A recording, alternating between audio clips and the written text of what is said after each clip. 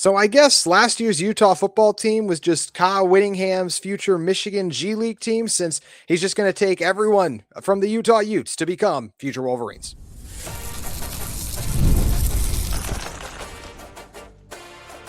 You are Locked On Utes, your daily podcast on the Utah Utes. Part of the Locked On Podcast Network, your team every day. Hello, everyone, and thank you for making Locked On Utes your first listen and view of the day. We are part of the Locked On Podcast Network, available wherever you get your podcasts. Thank you for making Locked On the #1 sports podcast network, and a huge shout out to our everydayers. My name is J.T. Wistrcill, credentialed media member who covers Utah athletics. Excited to be joined by Ute Nation writer Matt Patton. We got a lot to talk about, but first, want to tell you that today's episode of Locked On Utes is brought to you by Game Time. Download the Game Time app, create an account, and use code Locked On College, all caps, no spaces, for $20 off your first purchase. On today's show, we're going to talk about the madness that is the transfer portal. We'll talk about some of the commits that Utah got in a moment. But first, Matt, we've talked about so many negative things for this Utah football team in terms of departing and their top players. I really thought we were done. I was like, who else could leave us? I definitely didn't think a Salesi Moa, who was apparently already enrolled at Utah, would be the next one. If you don't know who Salesi Moa is, he was the 4-star recruit, even 5-star, depending on the site you look at too. 76th ranked player in the nation, 5-star athlete, #1 player in the state of Utah. A massive get for this Utah team, an elite athlete, cornerback, wide receiver, whatever you want to make it. 6'1", 190. Huge get for Utah. It was reported that he was going to stay committed to Utah after the whole coaching shakeup. Well, all of a sudden he's in the portal. And Matt, he is already 100% crystal balled to become a Michigan Wolverine. It hurts. It's frustrating that, and we talked about this before, don't hate the players as much, hate the game. I understand Kyle Whittingham's trying to just build the best team he can at Michigan, but doesn't mean it doesn't just hurt to see all of our top players becoming Wolverines right now, Matt. And he did say a while ago, I wanted to leave it in a good place. And in some ways he did, with Morgan Scalley still being in charge. But man, this roster just takes hit after hit. And a lot of them are coming from the guy who's going to have a statue out here one day, Kyle Whittingham. Well, I don't know if you'll have a statue now if some of the fans have their way. Sure. But yeah, no, I think for fans, this is just the worst thing to happen. But it's very common. That's what I keep telling myself and try to help the fans understand. You look at, so many schools where this happens, where the coach leaves. And I just think it's difficult for fans when Whittingham was with Utah for so many years, and saying that he would leave it in a good place, and then going in and taking players like this. I think the other difficult thing with this situation is how it's happened so late in the portal process. Now, I mean, the good thing that is that even though the portal closes at the end of the day on the 16th, you can still get players that are already in the portal. So, and there's still plenty of really good receivers in the portal. And that's even if Utah wants to get another receiver, because really they've added a couple really good ones with Scholes and Pegan. And then you get a Zipper back, you get Whitmore, it appears Simmons and Merriweather should be back. So they've still got plenty of weapons. It just hurts. It does hurt, because this is a guy who is one of the best to ever commit to Utah. I think he was absolutely worth the hype and the billing. I remember when he first popped up on the radar as a freshman at Weber State, and year after year just kept getting better. And at first he committed to Tennessee, then he went to Utah, and now he's going to be a Wolverine. So it's bounced around a little bit, but he's an incredibly talented player, would have been a key piece as a wide receiver, cornerback, wherever he would have ended up lining up for this Utah team. So it's just disappointing. And I think Matt as well, this is the interesting thing, right? We can be mad at Kyle Whittingham, but it's also just the state of college athletics right now, where if you are not one of the top resource schools, you're losing your top guys. Last year, right? Keanu Tanavasa, Cameron Calhoun for Utah. Now this year, it's actually got even worse. John Henry Daly. And yes, Utah's kept away Sean Parker. We talked about a guy like a Dan, well, we didn't mention him, but Dan Pierre appears very likely to stay, right? Bird Ficklin is back with his Utah team. But at the same time, we can look and go, John Henry Daly's gone, Teo Johnson's gone. And where Teo Johnson went, we beat by 30, by the way. That's what's crazy about that whole thing. You look, Smith Snowden has left as well, too. JJ Buchanan, of course, now. Jonah Laave and Dallas Vakalahi. It's just like, gosh, even some of our starters who weren't even superstars are going now. So it's never been more important to recruit and develop, because your depth is going to be key when you are at a school like a Utah, and you're going to lose your top guys almost every single season. It's just a really unfortunate place that this Utah team finds themselves in. And Moa, it feels like he's leaving because of the Whittingham stuff, but a lot of these other guys, they would have left regardless because of just the unfortunate spot we're in college football right now, Matt. That's exactly right. And sometimes it works out for these players. And as we've talked about in past episodes, sometimes it doesn't. And I think about some of those guys, like you just mentioned, Cam Calhoun. Utah fans thought he was going to be the next great thing. He goes to Alabama, hardly plays, and now he's back in the transfer portal again. And from what I'm hearing, Utah no longer is interested. And so he kind of shot himself in the foot, it appears. We'll see if he can, get his career back on track. But sometimes transfers don't work out so well. And so I think some of the players that have re-signed with Utah probably understand that. But when you look at it and you think, okay, almost every coach except Morgan Scalley and just a couple others left. And so, yeah, you're going to have some of the Moa actually makes the most sense because he would have had connections with the guys that are now the assistant coaches and the head coach over at Michigan. So that would make sense. It's okay. Things will work out. They really will.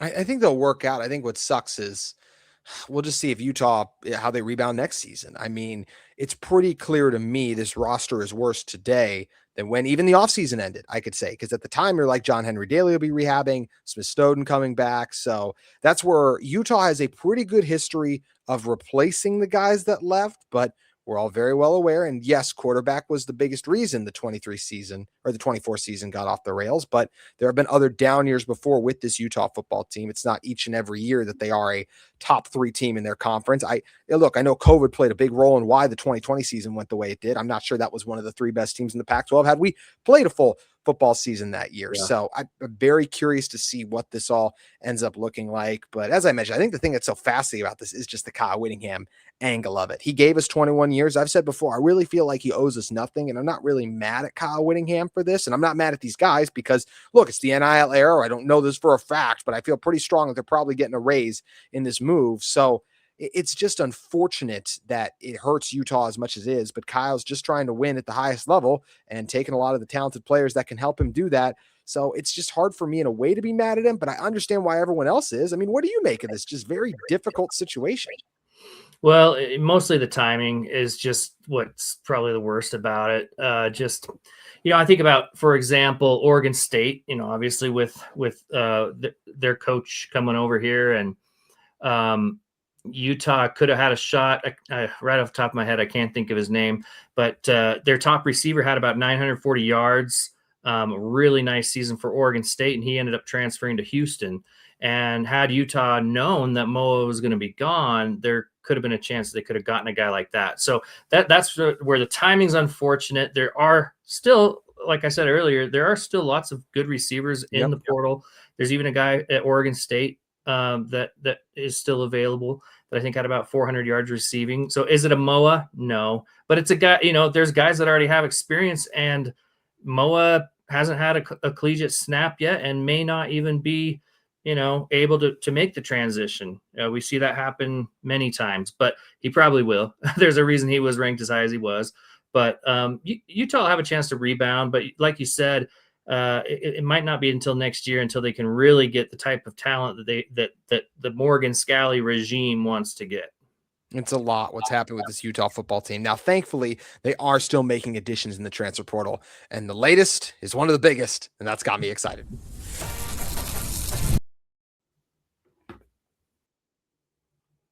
This episode of Locked On Utes is brought to you by our friends at Wayfair. The new year is here, and it's the perfect time to reset your routine and refresh your space. If you're spending more time at home, you might as well love how it looks and feels. That's why you should turn to Wayfair. It's a one-stop shop for getting your home back on track. From bedding and mattresses to storage solutions for every room, Wayfair makes it easy to start the year fresh. Wayfair has everything you need to full home refreshes all in one place. Whether you're updating your living room, organizing your space, or upgrading your work from home setup, Wayfair's huge selections make it easy to find exactly what works for your style and your budget. I love that I could find the pieces that match my style without spending a fortune. Shopping is easy, delivers smooth, and everything arrives exactly as expected. It honestly made getting back into a routine this new year feel a lot more manageable. Get organized, refreshed, and back on track this new year for way less at wayfair.com right now to shop all things home. That's WAYFAIR.com. Wayfair, every style, every home. With Wayfair today. Once again, thank you for making Locked On Utes your first listen and view of the day. If you want to join our Everydayer Club, you guys can check the episode description, the link below. What is the Everydayer Club? Well, it's where you guys can get an ad-free version of this episode and join a Discord to interact with myself as well as other Locked On podcast hosts. Make sure you guys check the description in the episode, YouTube or podcast. Check the description to learn more about the Everydayer Club. Matt, Utah, we started doom and gloom in the first segment, but the Utah Utes did land some positive news with a commitment from a big get, not just because every transfer portal commits a big get, but because he is a big guy. Who am I talking about? An offensive tackle in Cedric Jefferson, who was at Montana State this last year. He only allowed 23 pressures in his career for a rate of 3.9%. That's according to the Utah Utes Football Digest there. So 6'4", 265, a starter. Look, he's got to prove he can make the FCS transfer to P4 transfer. He'll be in a competition to start, and we'll see how Jordan Gross does with him. But with how much Utah lost up front, they almost can't add enough offensive linemen to me, Matt. So I like this addition. Oh, I love it. I actually have really enjoyed what the Utes have been doing in the portal. And this one, I agree with you. This one really excites me. You look at a lot of these guys that transfer from the FCS level, especially linemen, they seem to make the transition pretty well, especially if they had good success before.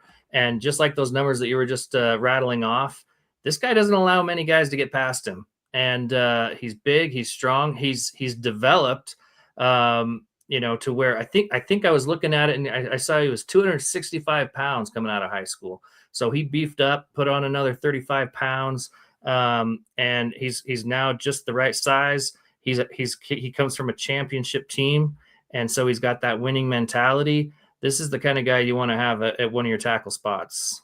It absolutely is. And who knows, maybe he kick inside to guard. I mean, he's very big, but Yeah. it's just another, it's tough to play at that next level at the tackle spot. I'd love to see him do it, but we've seen guys 6'4" before, 265 also find that success at guard too. So I'm very curious to see. Steve Bartle of KSL Sports did report as well that other P4 programs pursued him. So this is a nice get for Utah, especially a team that's obviously losing a lot to another P4 program, as we mentioned. So the fact that we are beating out some for a guy is a positive trend for this team. I am so fascinated to see what this offensive line looks like next season. And obviously Utah still has more work to be done in the portal. A guy like a Brandon Sneha, who was a UAB transfer, 6'6.5", 312 pounds. He's still available. He was reportedly taking a visit to Utah. And he's still in the portal. So that'd be another addition I'd be excited about. But to me, the only guy I look at right now and I go, you're probably going to be a starter is Keith Olsen for how he did in the bowl game. It just was a pretty, not seamless because it's Spencer Fano he's replacing, but the offensive line still looked dominant with Olsen in there. So I think he's ready to go. But outside of that, right, is Isaiah Garcia ready? The former 4-star. Roger Alderman's a guy who saw some snaps as that 6 offensive lineman. Is he ready? Isaiah Kemma, the former Ohio State transfer, but he hasn't played much football either. So look, it's pretty clear.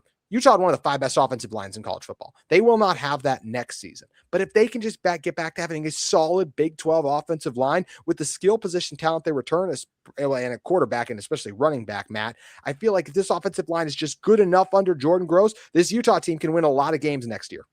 Yeah. And we were talking about the schedule a little bit before we jumped on this. They've got a great schedule, several good matchups. Most of their difficult matchups will be at home next year. And yeah, they've got the good players. When you replace an entire starting offensive line, what you especially want is a soft schedule early so that these guys can learn to play together, because it's one thing to do it in practice, but when you actually get on the field, then it gets a little more difficult. And for the Utes, the good thing is they do get to have Utah State and Idaho early on. So you get a couple of those, but you do have a tough game against Arkansas. But yeah, I agree. There's some other guys too. I'd heard rumors that Zero Williams and who was the other one? Does he have another year of eligibility? The Williams and Harrison, that's who it was, are both working on getting waivers. Wow. To possibly come back. So if those two can also come back, which might explain why Utah hasn't added more than one, big offensive lineman addition. I have heard rumors that there's a good chance that they'll be able to get that waiver and be able to come back. So if those two can come back, that's really big. Williams, due to injury, hasn't had as much experience out there, but that would be really big if you get those two back. He looked really good, and Williams did in the bowl game. Let's see. In the bowl game, Saw action just 2 games his freshman year, so redshirt there. Appeared in all 14 games in 22 along these special teams and O-line, so not there. 23 didn't see action. So he did play as a reserve in 8 games before suffering a season-ending injury. And then he played in each of the first 12 games in 25. So there's a path. How likely is it?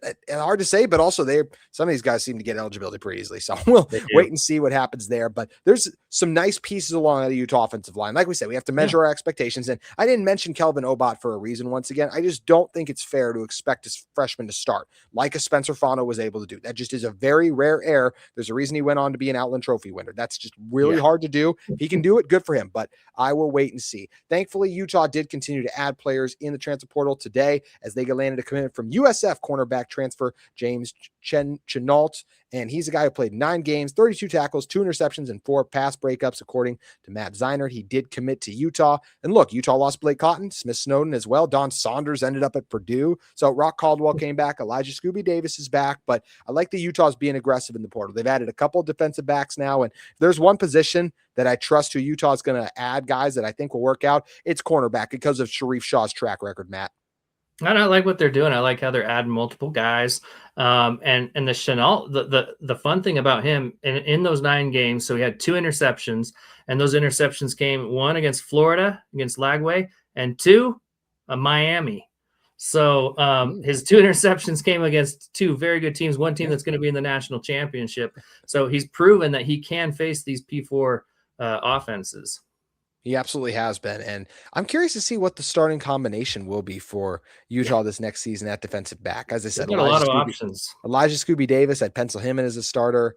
But there's a lot of other guys in there that can do some things too. So Utah will continue to make moves to transport all week long. And as you made a great job of noting, Matt, that we're only going to see a couple more guys exit probably before that before the January 16th deadline. But if there's a position for you that Utah needs to add in the transfer portal, what is it? Because mine is absolutely tight end. Unless that Kevin McGivern just does not want to do anything with a tight end because Utah has lost everything in the tight end room, basically. But even Lance Holtzclaw, who is coming back to Utah, was like, tight ends, where are you at? I'm just surprised if they're just going to completely from the tight end position, but they got no one. And I mean, no one. Sorry, freshmen and guys who redshirted that I feel good about right now. So tight end to me is the one position I really think they need to be aggressive in. Are you looking at another one, or is it tight end too? I've had some people on Twitter ask me about tight end, and just reading the room and seeing that they haven't been adding any tight ends tells me that either they're gonna go with the big guys, kind of their what do they call it? Like I can't think of the name. H-back or something else? What do you? Yeah, well, yeah. Utah has a fun name for it though. It's basically the guy that just mashes. Rhino? Rhino. That's what it is. Rhino. Yeah, the Rhino thing. And if they do that, then they're going to keep using those big guys that they were wanting to use, like a Semi Tuolonga. I've heard some rumors that also they might be moving another guy over to tight end, like a Kenai Lopes or something like that. Mm-hmm. And then you got Hunter Andrews, hopefully coming back from his injury, but he was definitely being used more as a running back. So that's the thing with me. It's hard to know what to make of it, but I think because it's so they don't have anybody really there right now, but they haven't added anybody, it makes me go back to what you were just saying, that I think maybe the tight end won't be used the way that it has in the past, and that the receivers will be more used, and tight ends might be more of a blocking situation, and maybe you only need a one Hunter Andrews type receiving back, and then you just have a bunch of big rhinos that are blowing open holes for Wayshawn Parker and Dampier.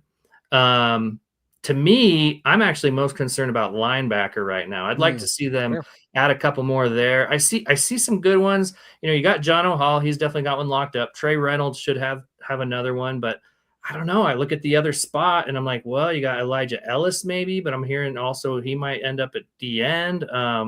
Davis Andrews might come in at linebacker instead of, in the safety area.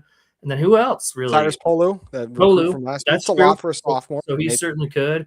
But yeah, I'd like to see just a little more depth at linebacker. And I think once you do that, then you just start adding pieces that make the team better. And thank you for bringing up Hunter Andrews. I forgot him for a moment. There's 2 things with Hunter Andrews. Number one, he is coming off a season-ending injury. So it's just hard for me to go, big role in this team after season-ending injury. And also just say this, to be honest, because I hear a couple people like, oh, Buchanan's gone. It's fine. We got Hunter Andrews.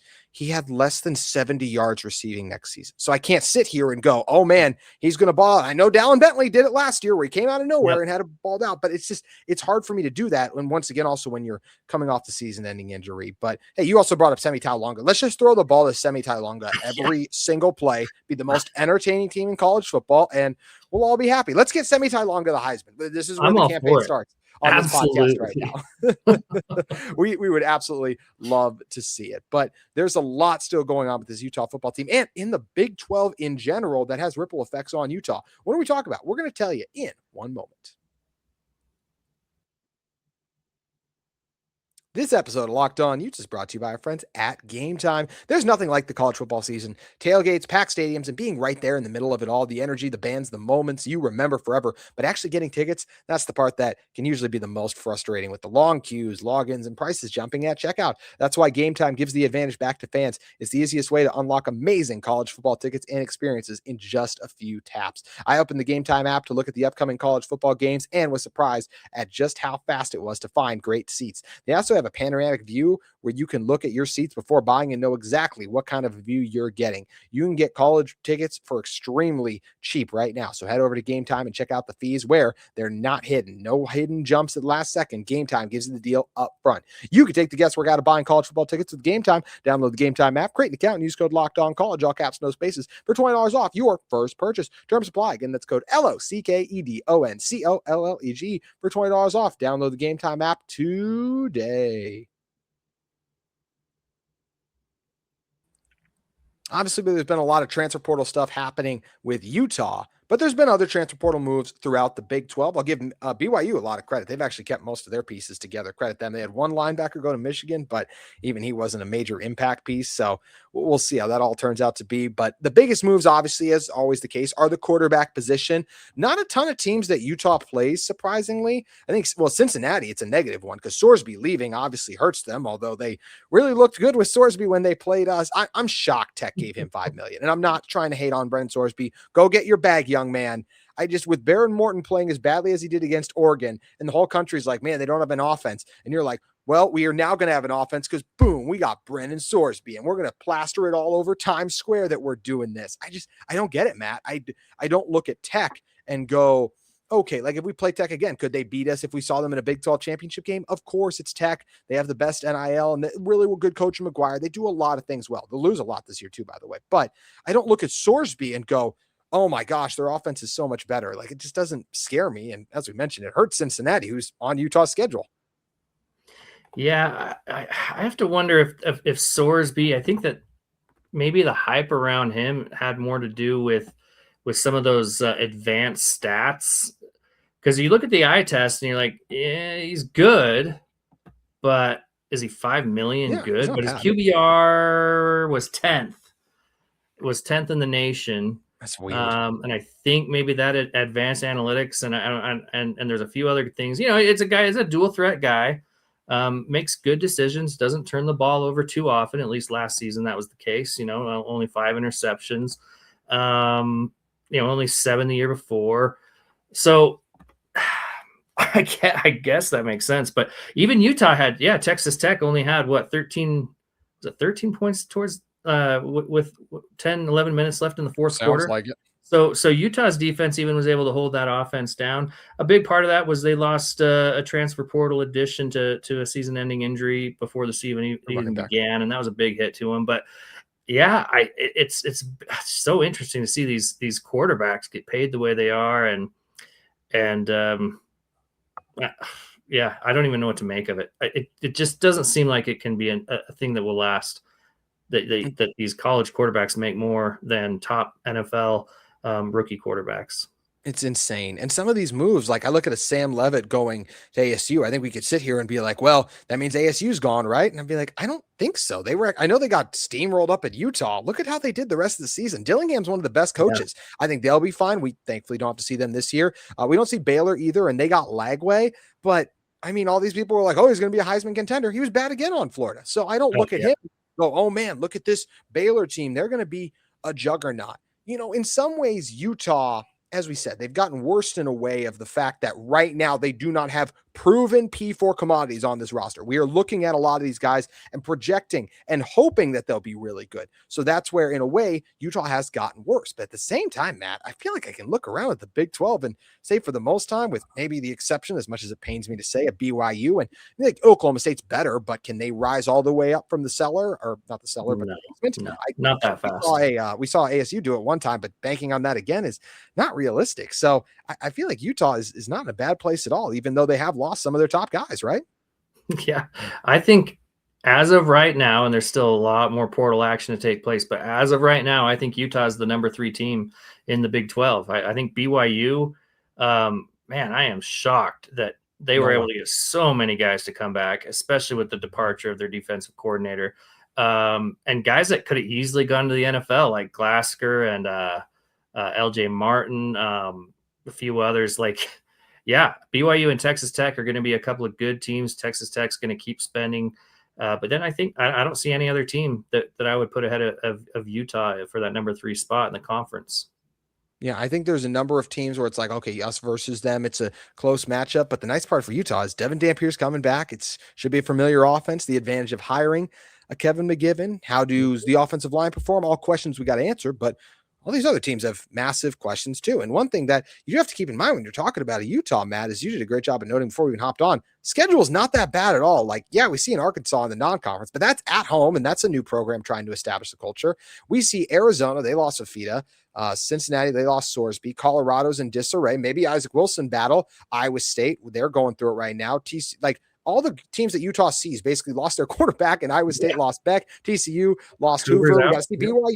But that game comes to us. Houston comes to us. That should be a good Houston team, but we get that at home. Kansas and West Virginia, both rebuilding squads. This is a schedule that's kind of sets up well for Utah, I feel like, next year, right? Even if this team maybe isn't as talented on paper right now as we would say they were a year ago, right? Yeah, and we'll have to see what the conference schedule looks like when they release that later in the spring. As far as, when, bye weeks and what teams they'll play after bye weeks and those types of things. But yeah, I really like the way things are shaping up for Utah next season. And you know what? Devin Dampier has proven that he can still succeed even if he has a bad offensive line, because at New Mexico, he had one of the worst, and he's still, because of his elusiveness, he can still make plays. So even if it takes the line some time to figure things out, I think Dampier can make up for it. I think so too. This is a Utah team that still has a chance to be really good despite all the adversity that has hit them. But it's going to be fascinating to find out what happens come the 26th season. Matt, thank you for joining me, my friend. Please let everyone know where they can find more of your work at. Yeah, you can go to utenation.com, or you can find me on Twitter. I'm at _Patton Matt. Thanks again, Matt. Yep. That's going to do it for today's Locked On Utes. We'll be back with you tomorrow talking about the latest chaos that's happening up on the hill as Utah navigates the transfer portal.